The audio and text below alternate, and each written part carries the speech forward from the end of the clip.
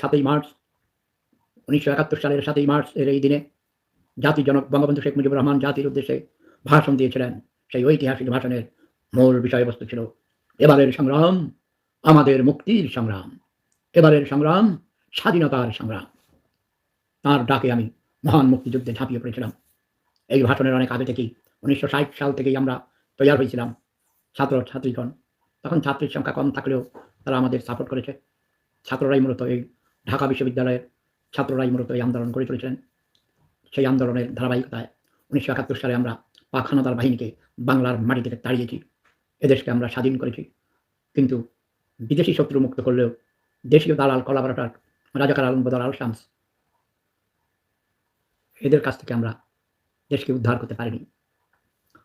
একটি রাজাকার আল বদর আল শামসের থেকে হাজারটা রাজাকার আল বদর আল শামসের জন্ম নিয়েছে। এরা বিষাক্ত সাপ, যে কোনো সময় ফনা তুলে ছোবল মারতে পারে।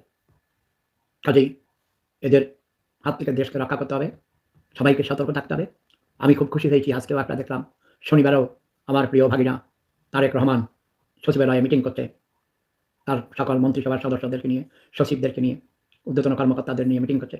ঢাকা শহরকে কীভাবে যানজট মুক্ত করা যায়, আজকের মিটিংয়ে সেটাই বেশি প্রাধান্য পেয়েছে।